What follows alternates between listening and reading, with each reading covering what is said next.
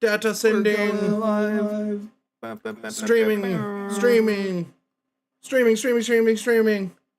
Streaming. We are live. I see it. I see We it. We are are we are live. live and we're good. We are all streaming on all the networks currently, and bitrate's good now. Okay.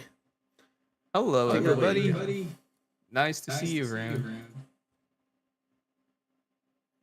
Oh, I didn't switch to my headphones. Yeah, we're live. You can give the intro.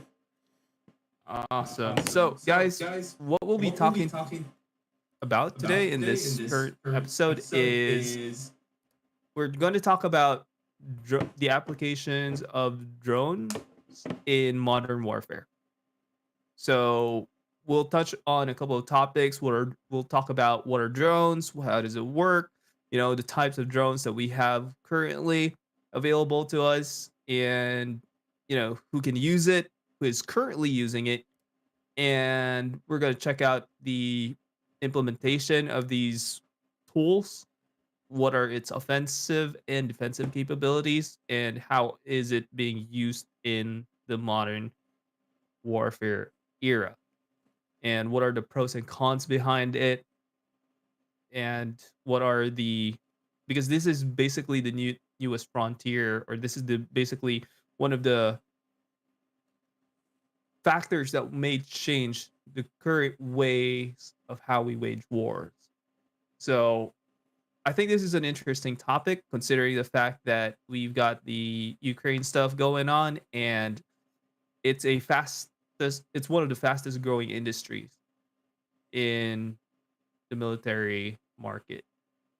So without further ado, um, we can start off with identifying what are drones. So technically, drones are pretty much remote devices. Am I right, Jason, in that definition? You think? Yeah, I would say so. Yeah. Yeah. So Well, basically, no, not really. I mean, Mhm. well, yeah, remote devices. I was gonna say they're not all unmanned, right? Right. Not all of them are unmanned, but basically they're, and this is why we're going to talk about the different types of drones too. But in essence, basically drones are unmanned, or are remote devices that you can operate to do certain functions. So how does it work? Obviously, it's a remote device with you have a controller, and then you have the device which does things based on the specifications of its design. So, say for example, you can use it for construction. You can use it uh, for, of course, warfare. You could use it for cameras, which explains why we have modern drone technology today, which we can operate by phone or a controller to to take pictures of ourselves or something. So there are a lot of really good applications for dr- drones. There's good and there's bad. And at this point, we're going to talk about its role in modern warfare. How does it change the modern battlefield? So going back to what you were saying earlier, Jason, you said something about not all drones are unmanned. So this is where we're going to talk about the different types of drones. Do tell what you had in mind when you said that. Maybe that's something that we can actually touch on. Yeah. So yeah, there's manned drones, there's unmanned drones. Some are operated by people. We're gonna actually disappear off the screen for a bit. Don't mind it, but I have to grab something from Discord, our tag list. So I have to close that. There. Okay, we're back. Yeah. Thank you. So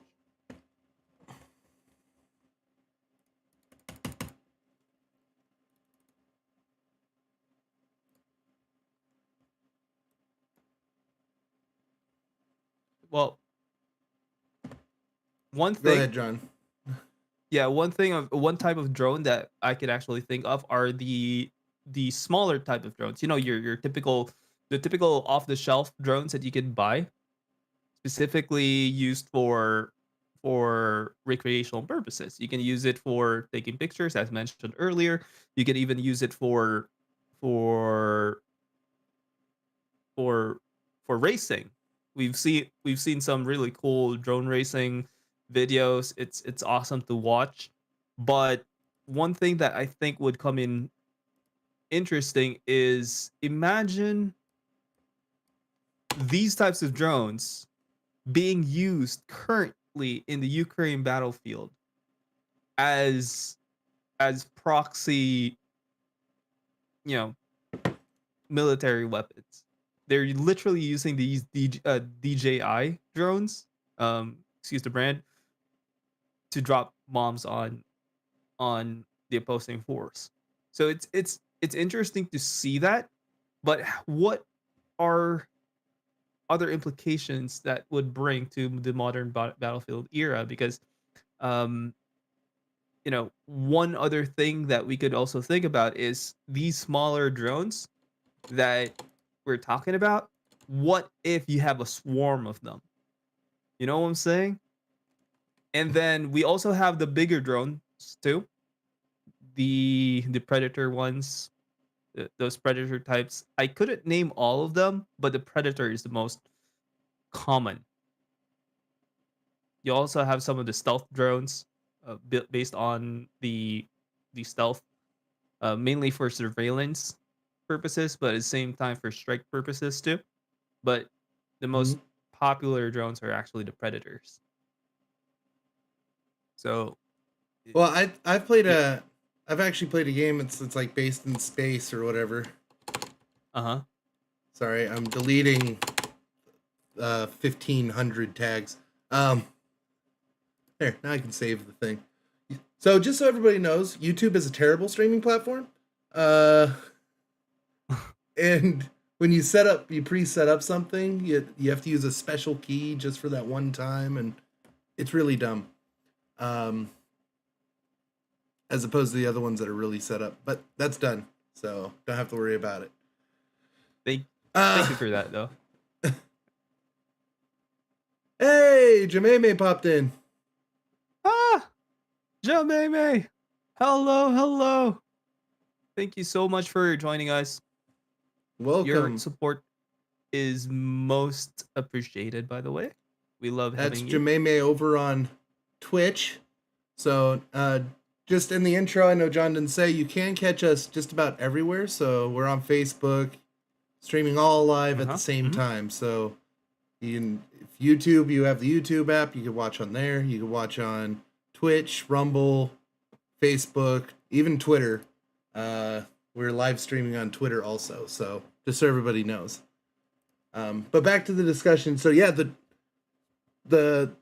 the idea of the game I played was basically you're a ship and there's like a brain connection to the ship, but there's all these tiny little drones or small like drone ships, basically, Hmm. and they're near indestructible. So you Uh huh. control those. That's the whole basis of the thing. Is you basically make them fly into the guys, blow up the guys, fly around them, and that made Uh me kind of think like if we made drones that were like tungsten. Like imagine like a huh. tungsten drone with like that's more like jetpack powered or something. Right. That thing could be jamming and then just slam into anything, go through a wall or almost like they had the idea for the rods of God, right? Which were Right. going to be dropped from space and then just Right. kinetic energy. Like what if Uh you huh. had drones that could do that?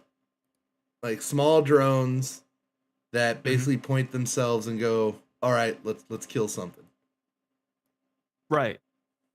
And that's one of the things that we will definitely be touching on in this session, because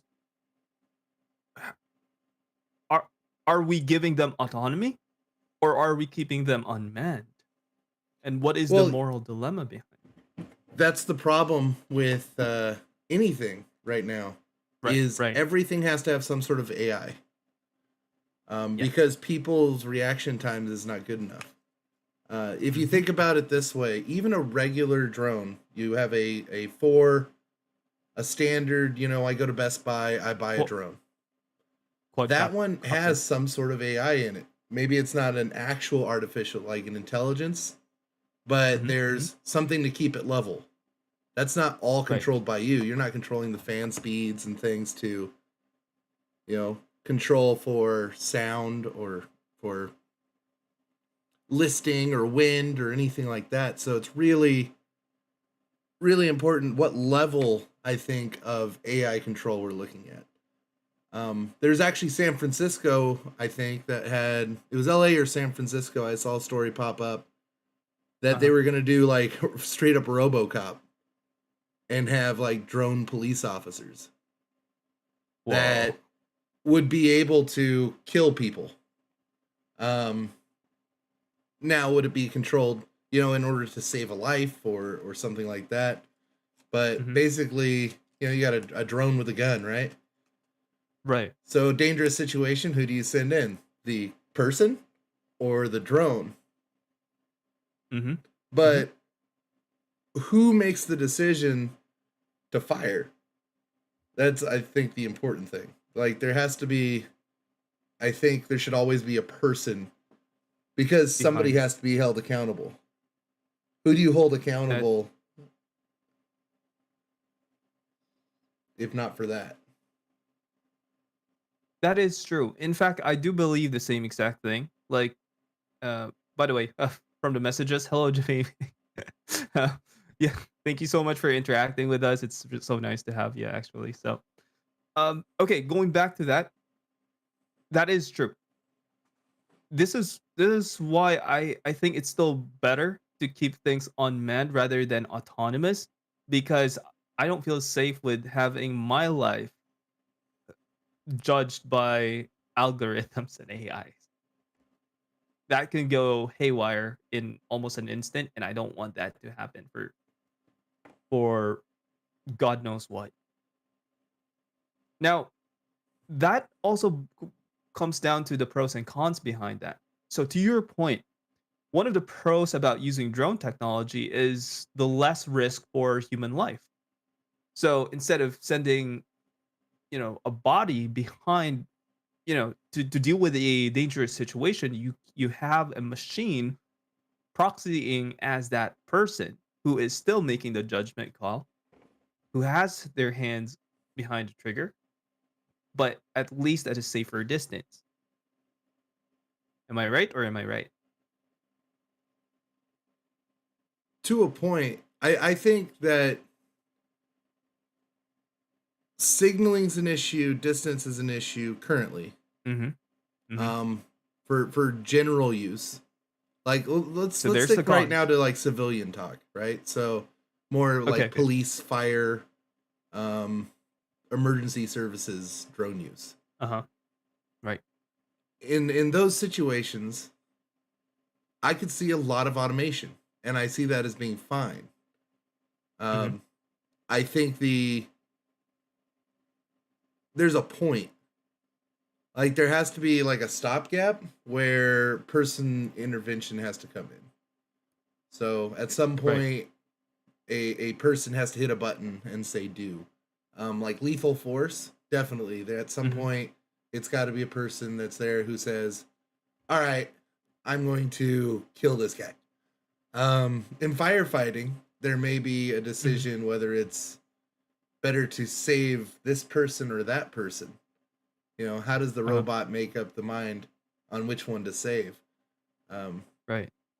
and there was actually a episode of Star Trek Voyager where the Uh-huh. doctor ends up breaking his program because there's two people who are equally viable to live, but he can only save one.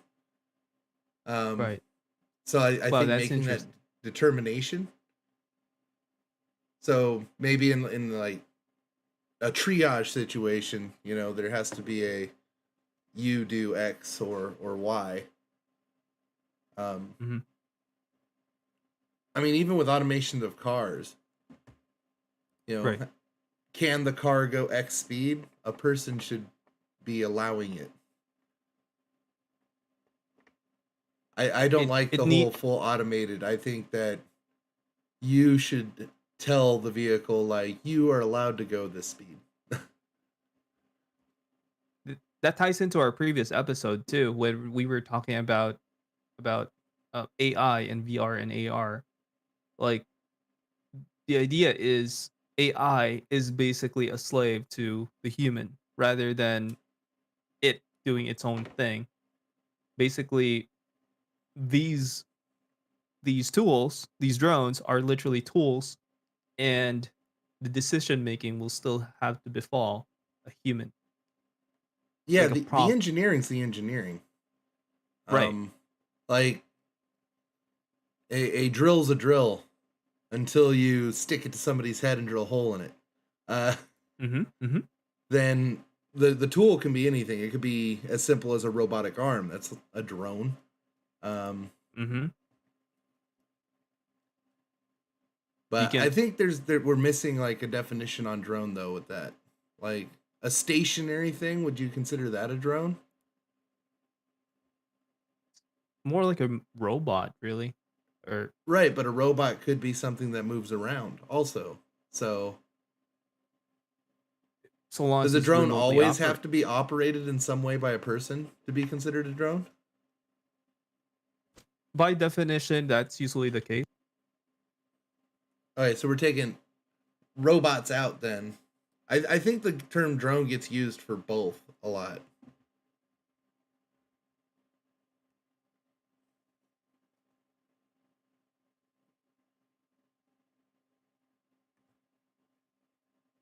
But I don't know. What do you think?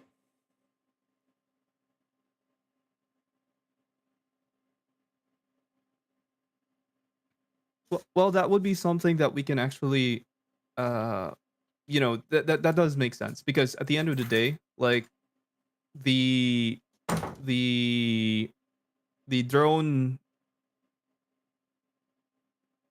drones are actually no, I mean based on what definition I know of, they're usually remote devices. So they're Mm-hmm. usually remotely operated. It's something that needs to be operated from afar, and then it's basically a tool that you can use as leverage to do certain XYZ. So, uh, just based out of that definition, I think it has to be something remotely operated. Now, who's to say that some of these robots in factories are not remotely operated? It could be just partially drone or partially robot, but at the end of the day, um, the best way to picture what a drone is in my mind is literally your typical quadcopters that you see flying around that you can Mm-hmm. buy off the shelf, or literally those predator drones that are used in military. Right, which I mean is basically just a plane. Right, right. A plane that is remotely operated, an unmanned Mm-hmm. UAV, basically an unmanned. Uh, But that goes back to it's still like an AI process though, because mm-hmm, a predator drone so much. I could be wrong, but I don't believe they're sitting there with a joystick flying the thing the whole time. I think they tell it, go into this area.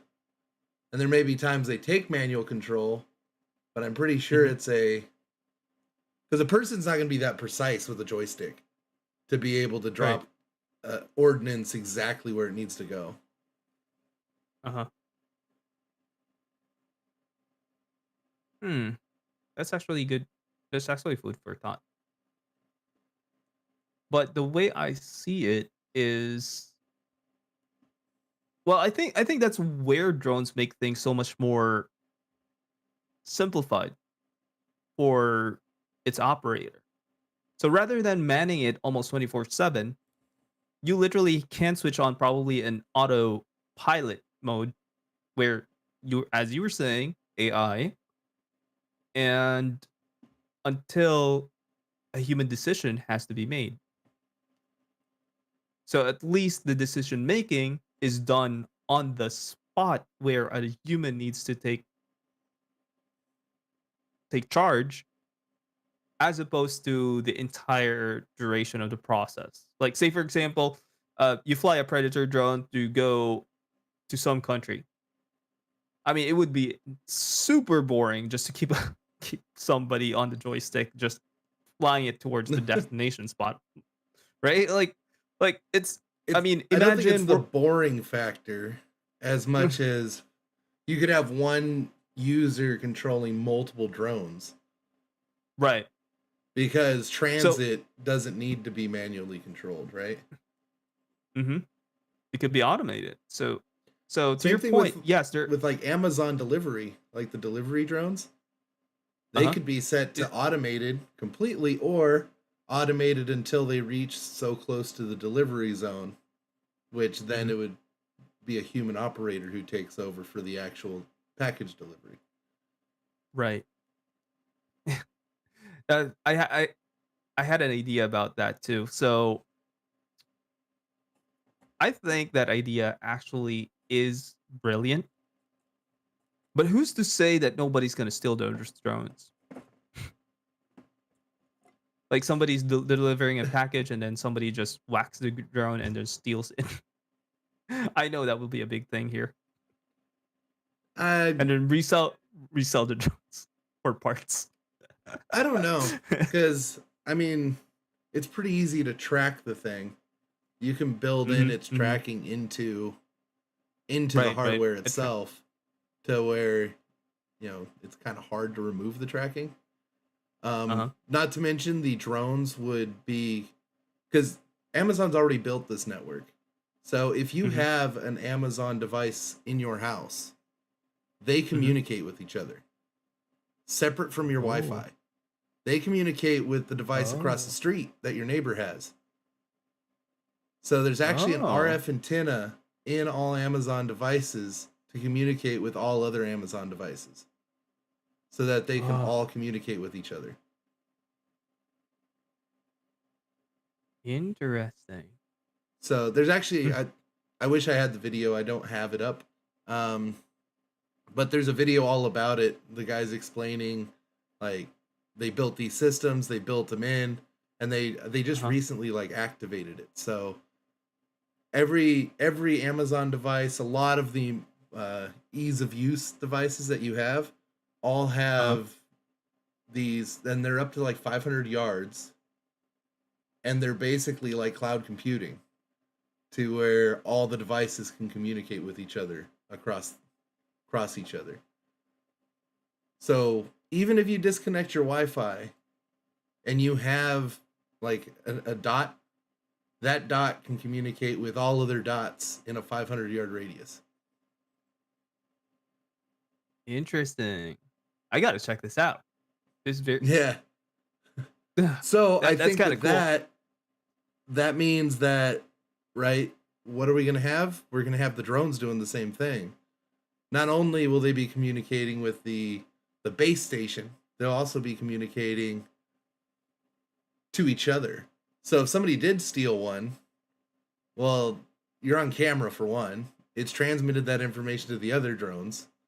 Uh It's huh. tracking itself, and you could easily be like, drone 357 follow drone 395 and alert the police, and the drone follows the person until the police get there. Dude, so one of the video files that I actually placed on the master list agenda for today's episode, what a similar case was actually done in the Ukraine battlefield. So, the story here was a Russian soldier wanted to surrender, and what they did was they literally used a drone to guide him safely across the battlefield. So all he needed to do was follow, and he got to the Ukrainians safely, unharmed.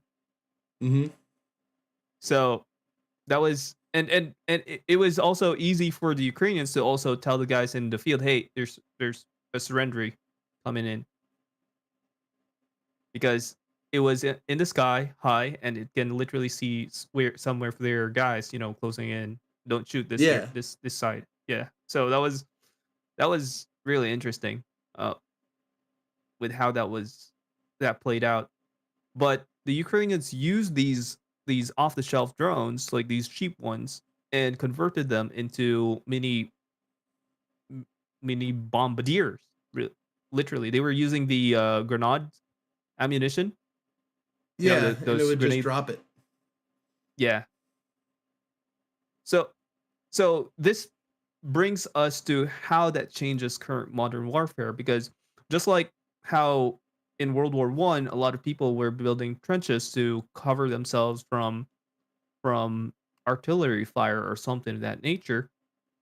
With drone strikes, it's so much more precise because it's literally right above your head. Yeah. So how do you cover yourself up from that? Do you still need to dig foxholes, or do you literally now have to dig underground to keep yourself safe? Well, the thing That is being I mean, you're talking about uh, Ukrainians using these drones. Mhm. They're using the drones, yes. We Right. don't need to. Our artillery shells are basically drones. So Uh, we don't need to fly a little gimpy drone over and then be like, "Oh, drop the thing." So like real first mhm, world countries, they have mhm, ordnance now mhm. that you pick a spot, you drop it, and it falls within, a few feet of that spot as artillery. Right. So you don't even need to bother with a drone and flying it over and dropping it. You just point and click. Um, Yeah. Even tanks now. I mean, tank battle. I couldn't imagine tank battle being anything like it was before. Uh, Yeah, because a lot of tanks now are being used as proxy artillery rather than actual, you know, break the front lines. yeah, Because that was like the initial idea of a tank, to break the front lines. But yep. Why now, bother? Is kind of the yeah, thing, right? Like right. you can have artillery tanks with big old cannons on them, but the main Mhm, thing mhm. is why when you can use satellites, everything else we have to line up the shot, shoot Right. perfectly, and take out the target. Yeah. And you're also right about that. So if we're talking about modern militaries at the moment, modern militaries would have all the arsenal in their in their inventory to use against the opposing force rather than using drones. True. Hmm. But in the Ukraine conflict, this isn't basically like modern versus modern. It's pretty much like an underdog versus like an actual modern military. So it helps offset or equalize the battlefield against a larger foe. It's almost like guerrilla warfare even. It does, but That there's also electronic warfare though. right. And that's the thing. We haven't seen that being used by a modern military like the Russians. Well, the Russians aren't a modern military. Now another case I'm going to talk about, South Korea. They're a modern military force, right? Hmm. The, and yet they struggled to shoot down North Korean drones.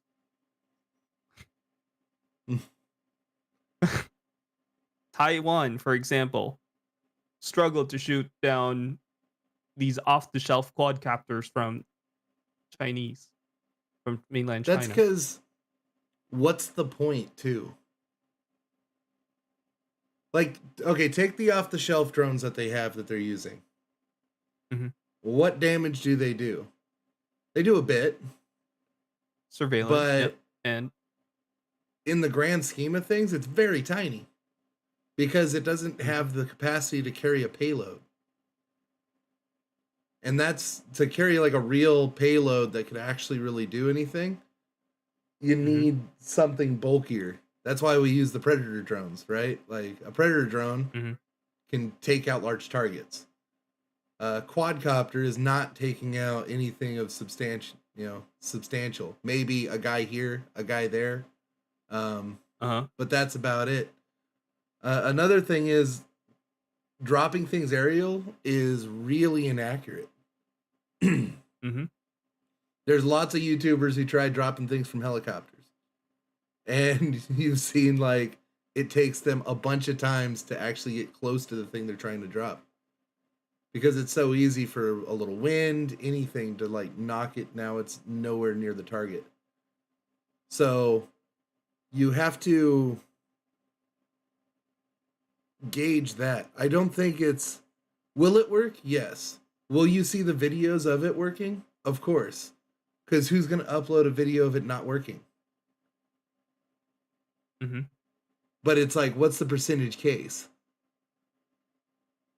And I That think a lot of is times our ideas get skewed by, you know, is it worth uploading this video and showing it off?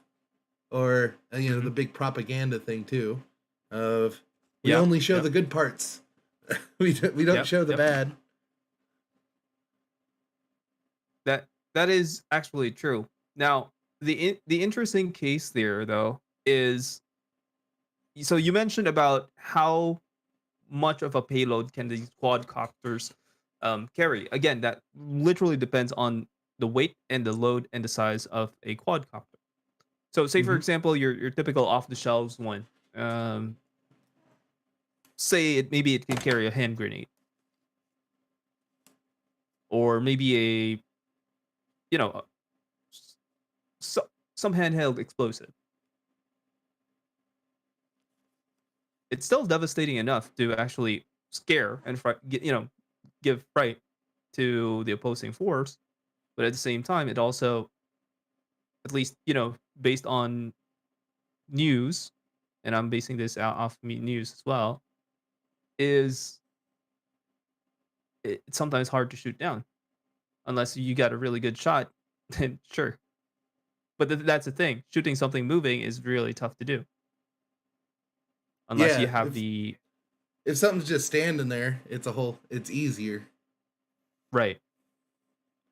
Now, I So think imagine.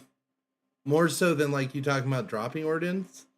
Now, if it's an Mhm. off the shelf drone you don't give a crap about, running it into Yeah, the target is more of a I thing. was heading there. Kamikaze drones. That's exactly where I was headed to. So I'm so glad you brought that up because what if that becomes the thing now? So remember when I said earlier about how do you defend? Because you can use drones for offensives, but what is how do you defend against it? So if you're building foxholes, instead of building foxholes, do you cover yourself up now? And if that's the case, what is the counter of a drone offensive? Does that mean that the drone would do kamikazes instead and sink itself right into the tunnel and just blow itself up? Everything has its purpose. Right. Every warfare object has its purpose. A foxhole is not to protect you from being bombed. Mm-hmm. It's Right. it's to protect you from people shooting at you. Um, Mm-hmm. as I mean, plenty of cases where now are you a little safer because you're under the surface of the ground? Sure, but if the shell lands in your foxhole's not doing anything for you. If anything, it's Right. it's Right. Right. making sure you're dead, because it's refracting that explosion. And Um, and and it keeps you, you know, s- straight to your grave. yeah. You're literally 6 feet under already. So, uh, but at the same time, if it does do that, it also saves others from harm because the explosion just stays within that hole. Right? Which Right? then Right? then you're still like you said Dead. before, it's pointless to drop grenades Hmm. from drones. Hmm. Like at least in a far off distance. Now I could see close range why that would be good. Like if Hmm. I had a drone and I was like, oh, there's guys over in that bunker and they're manning a machine Hmm. gun and we can't get through this situation. Like let's Right. drop something on them. Like It, okay, possibly, it's situational. but that means also you have to carry this drone around with you at all times, which is another thing. Mm. And in military, carrying stuff is a hindrance. The more stuff you carry, the the harder it is, Um, That that if it was like is the very video true. games, it'd be great, right? If you could fit like all this crap in your backpack, but you have to. Matt, You're literally having to carry this crap. Um, so it becomes much more difficult. but usually team, in the military, they run as teams too. So usually an engineer could be carrying one of those things, while the rest of the guys actually has specific functions. Um, but to your point, yes, that Ideal that is a limiting. circumstance, sure, but Yeah. that doesn't. Ideal circumstance, I don't think happens as often as we'd like. Yes. No one. There's a saying about that. No plan survives contact with Mm. the enemy. Yeah, and like signal jammers are easy, like Hmm. they're not hard. People can make them in their own house. Um, Simple military signal jammers. You shoot microwaves, and Right. and it makes it so the drones can't come through here. And the That. the altitude of these drones we're talking about aren't they're not very high. Hmm. I gotta find something. They're not meant to be. And that's what makes them dangerous. But at the same time, to your point, it could be also something that you can easily defend against. So because they're not really high, they're usually just, let's say for example, in a forest, they can easily be latched somewhere or something, and then just activated when when triggered or something. Hard to spot sometimes. Yeah, So to your point, it's really situational. I'm not saying like a blanket solution for all of these things, but it is very situational based on use. Just like anything in a game. So when you play computer games, you got skills that you can use, and sometimes these skills could be situational only. Similar to the uses of drones, it's just an arsenal. It it's a tool used in the overall grand scheme of things. But how that tool is used, or several applications and uses for these tools, defines the modern warfare battlefield. So let's go back to your point there. Radio jammers. That's a defensive mechanism against the drones. There has been talks about how drones can change the tide against a modern army. So say for example, if you're a weaker nation as opposed to a bigger nation, you can utilize drones as a what was the term there? It's like when weaker countries arm up, they do that for a specific purpose, like okay, there we go. Deterrent. They use it as a deterrent against a larger foe.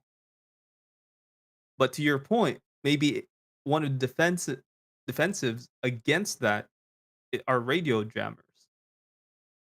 Now, North Korea actually sent drones into South Korea, and it flew over cities. They scrambled fighter jets, they scrambled helicopters, they struggled to even shoot it down, which means modern militaries at the moment are not, probably besides the US, maybe, they're not very much ready yet to handle that kind of swarm I mean, I don't know if South Korea is the best example. thing to use because they're modern in a sense, but they rely Yeah. heavily on other militaries to protect them. Hmm. So they're not really putting the money out there. Fair enough.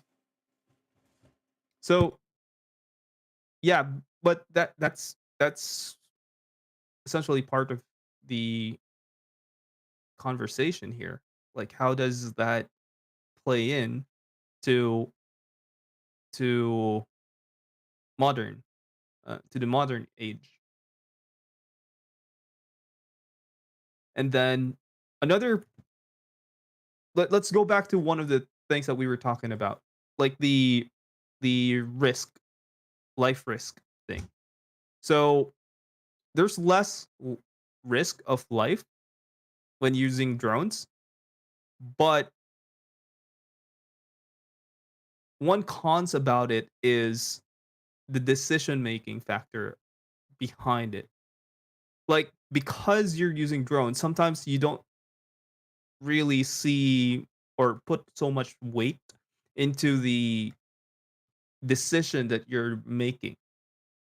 Sometimes you just launch a drone strike, boom, somebody dies, and you just wash your hands clean and, done for the day. Whereas when you're actually in the field, sometimes you have to add a little bit more weight to your decision making because you have more of a moral weight to what you're actually doing when you're in the field. Because you have skin, you have risk. You literally have risk when you're in the field, as opposed to just being in the comfort of what, a bunker or something, flying a unmanned aerial vehicle. There's no risk to you. So that's another consequence with using drone technology, and that's something that's worth mentioning in this episode. The consequences. So yes, there's less risk of life, but with less risk of life, you get to become a little bit more ballsy with your decision making, and you're willing to go the risk because there's less risk for your part.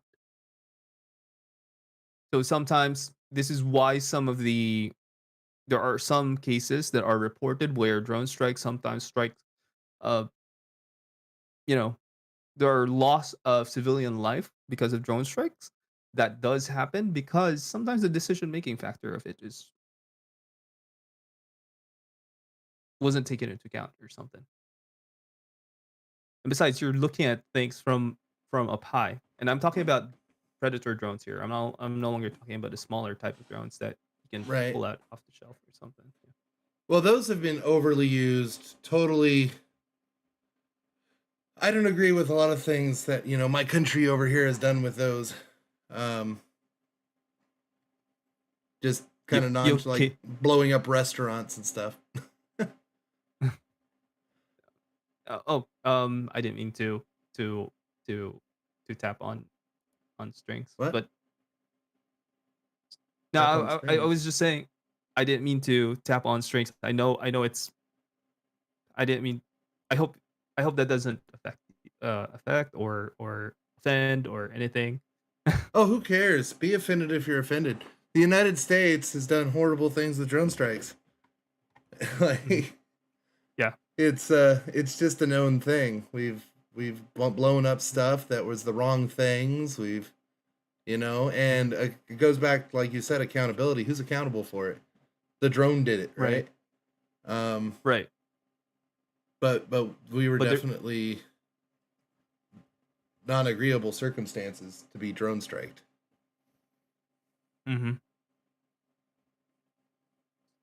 And that was what I was also talking about earlier, the con side of it. Because there's less risk on the operator's side, the decision making is sometimes a little bit way more ballsy than useful. But if you think about it, though, governments have always had drone strikes. Mhm. Mhm.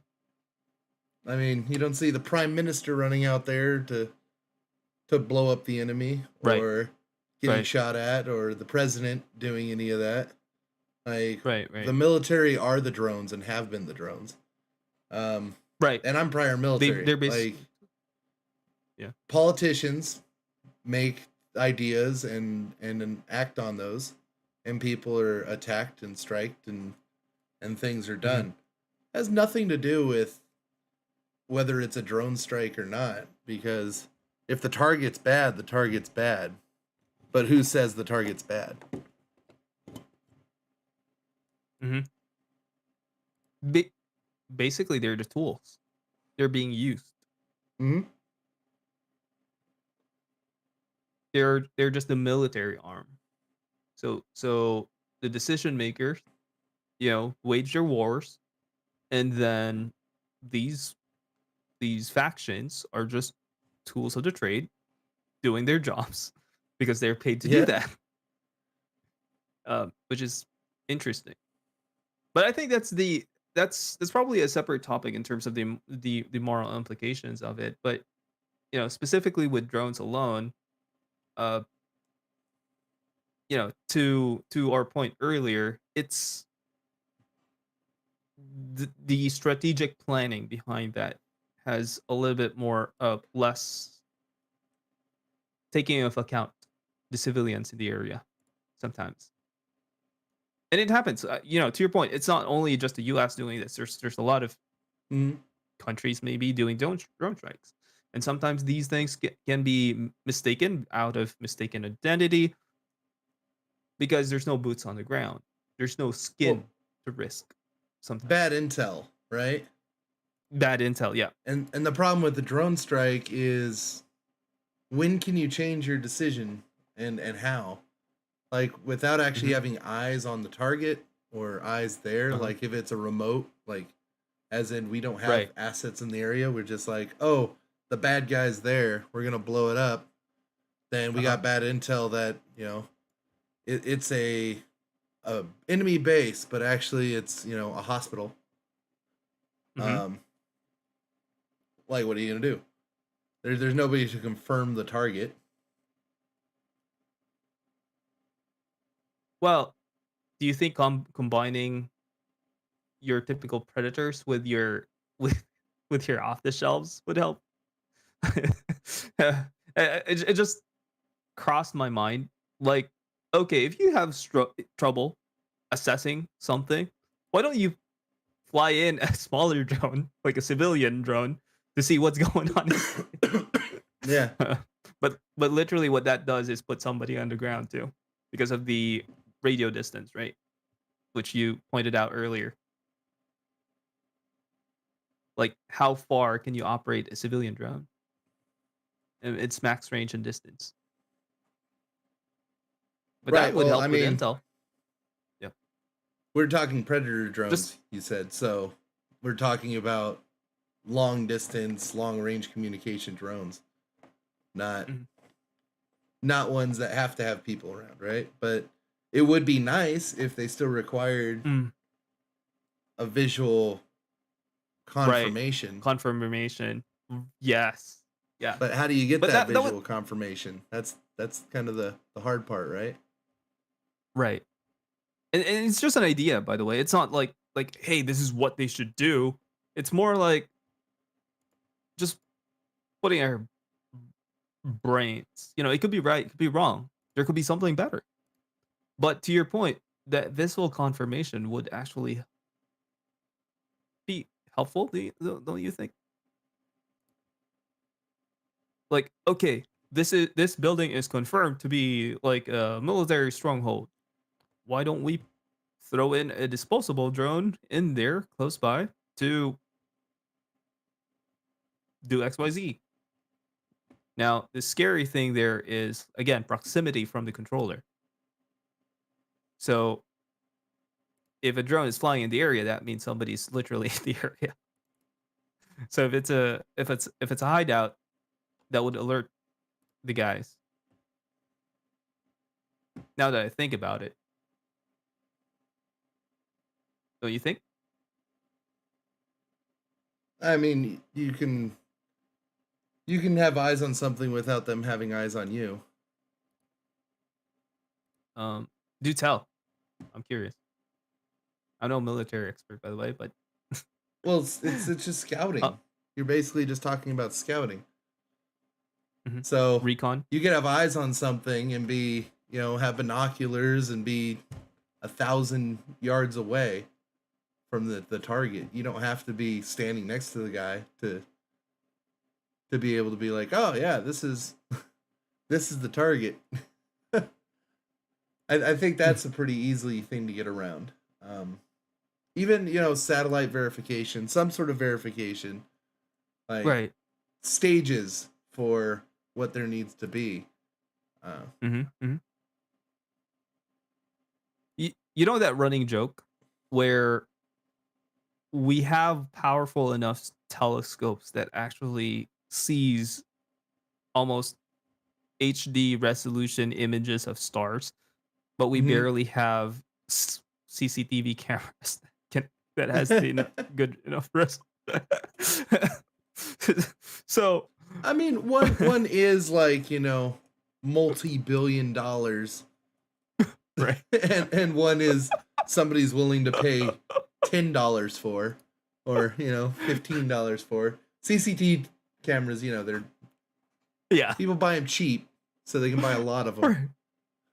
Right. Sorry, It's not the my Hubble meme telescope. Could you imagine? Like, yeah, to keep my house safe, I got a Hubble telescope attached to the top of it. I want to see the sweat glands on the guy if he's breaking onto my property. I tell you what, I'm not missing a detail, man. I can see his DNA like, with the zoom I got on here. like every single pore on his skin. Like I can Yeah. count them. uh, uh, well, sure A little enough. ridiculous The guy- for the protection of your house, I think. Well, sure enough, they'll definitely get their visual confirmation for sure. Yeah. Sometimes I say stupid things. Don't mind me. Yeah. But I mean, yeah, the data stream is the data stream, and that's there you go, predator piloting, right? Right, You right. only can control so much exact. Mm-mm. That's why it's got a lot of automation to it, because you can't live control it from far out. It's impossible. Far out, yeah. There's too much delay. Yeah. We can barely have a live stream without a delay, like much less control a drone and all the control and visual feed that needs to come from that. I mean, it's the thing about us, like right now, because we're literally situated in two different parts of the world at the moment. The reason why we're able to communicate this way is because we have this fiber connection between both of us, and it's running through cables. The thing with drones is it's all radio and remotely operated. There's like no cables attached to it. So to Yep. your point, yes, there's interference between the operator, and that's actually one of the cons that we were talking about earlier when we were talking about the smaller type of drones. The radio distance, but at the same time the lag time, the delay, the latency. Mm-hmm. I mean, even the larger So, ones now, the only reason like mhm. Predator drones are so good is because they fly so ridiculously high. Yes, and for hours. Well, the for hours is one, Longer. but Yeah. there are ways to take down drones using microwaves and Mm-hmm. lasers. They have certain lasers now they're testing out for taking down drones. Yeah. Anti-air the suppression. Yeah. I don't know the what the Chinese Chinese use- have done. Maybe not. Yeah. It's hard to tell with them. They, something will accidentally crash out of the sky, and they'll say that they use some special secret uber Chinese thing because they're more of a propaganda machine than a military force. Yeah. True. One thing from the art of war is to never underestimate the enemy. So regardless of them popping up their stuff, there has been talks about them actually shooting lasers against a drone, testing things out. I think this was way back like 2019 or something, like 2020 news. And I think I stumbled across one where they were trying to hit, like, I think it was a jet or a drone maybe with lasers. Yeah, and it's lasers basically like they and a lot of countries have it, and it's been tested where you point a laser and you just keep pointing it till it heats up too much. But they're not like I wish they were. That'd be cool. They're like Star Wars lasers and would like pew, but Pew it's pew. more like Yeah. pee, like pointing a laser It, it, it, constantly. it, it it's basically lightsaber from a distance. Yeah, that but they that still deal with a lot of perpetually. problems, right? Like diffraction. Mhm, Like how do you stop the drones when they fly in on a cloudy day? It's a whole lot harder with the mhm, laser when it's being diffracted by the mhm, cloud. Um, exactly. and diffusion. So lasers aren't like we always like to think of it as like a single beam, right? And everything Right. in that beam is treated the same throughout that beam, but it's not really true. There's a focal point. Mhm, So there's like a ranged focal point you focus in on, and then it right. begins expanding. So it comes to a point and then comes to an expanse. At that point is the most damaging area, let's say. And then beyond that Mhm, point, we've now relieved damaging area and it's grown and then closer. So in ranging, you have to have some sort of laser that can change that point, yeah. which I'm sure they do. Uh, but Yeah. that has, Yeah. with the lens systems. To our viewers, what he's talking about is actually MER, maximum effective range. It it also works on projectiles. Am I right, Jason? What, maximum effective range? Yeah. Kind of. I mean, I'm just talking Mhm. about lasers and how they work. Yeah, yeah, yeah, But yeah. because yeah, they don't have infinite range. There's That's true. diffusion. So Mhm. they defuse at a certain point because they're based to focus at a certain point. And I think actually they did something with a spotlight and we're kind of showing that on what is his name? There's a YouTuber, he does the like make it real stuff. Oh, Mythbusters. No, not Adam. Mythbusters. YouTuber that does make it real Oh, stuff. Adam doesn't do shit. um, He's dumb. uh Hacksaw, Yeah, Hacksmith. Hacksmith, the Hacksmith guy. Yeah, so they did Ah, a thing which light is light, so it all operates the same. mm, They uh-huh, created an actual like bat signal, uh-huh. and they really went into like how that works and the point where it kind of flips, so the light actually flips inversely. So there's that high point, and then there's the diffusion and the source area. But their bat signal episode has a really good showing of that. I gotta check that out after this episode now. Yeah. I love those guys, but I haven't followed them for quite some time. I like how Yeah, they sometimes build they have stuff really and cool then stuff. right. They try to make sci-fi stuff a reality and based on the limitations of their knowledge. And it's kind of cool to see that come to life that okay, this is actually possible. Or, you know, provided with enough money and research and stuff. I mean, Hmm. these guys are probably earning a ton out of their YouTube videos anyway. So the cool thing about that is they get to reinvest that into the research, into the creation of these these these technologies that I think would be phenomenal that probably no other business out there have ever tried.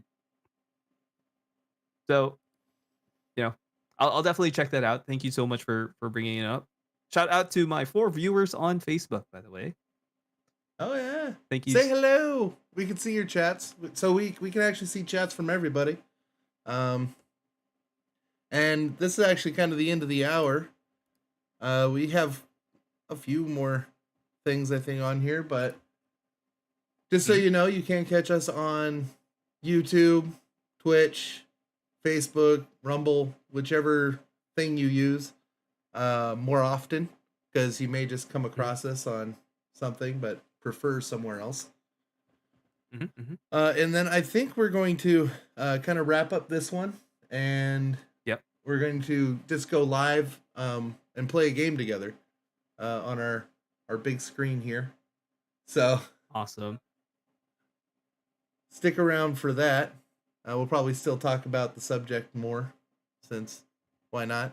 Yeah, we'll carry over through the game segment, but that was it. Literally interesting talks. It's just pure ideas that we're throwing out there, considering the fact that drones have good uses and The currently is good and being used bad of so drones. yeah, good, exactly. And the bad of these But earbuds, they always keep falling out. They are terrible earbuds. oh, I'm sorry. I've noticed you actually. You're I know, I'm struggling like, there. stay in. They keep falling out of my head. Oh No man. matter what size ear things I do. I don't know. I will not I'm be I'm buying Raycons again. I can tell you that. I'm I'm so sorry you had to go through that, but um, So I'll you probably know, just use my regular headphones. I actually tried to find I don't know where the Bluetooth thing is for them, so okay. I can't use them. But next time I will try to have some headphones that don't fall out. It's very distracting, having my ears fall out of my head over and over again. All But good, to the man. YouTube audience, we are off. We're actually going to record this video separately and release it next week because I have to travel for work. So we want Mhm, content to always be going up on YouTube every week. So we're going to mhm, today and Thursday. We do Thursday 7:30 Central. That's mhm, 8:30 Eastern.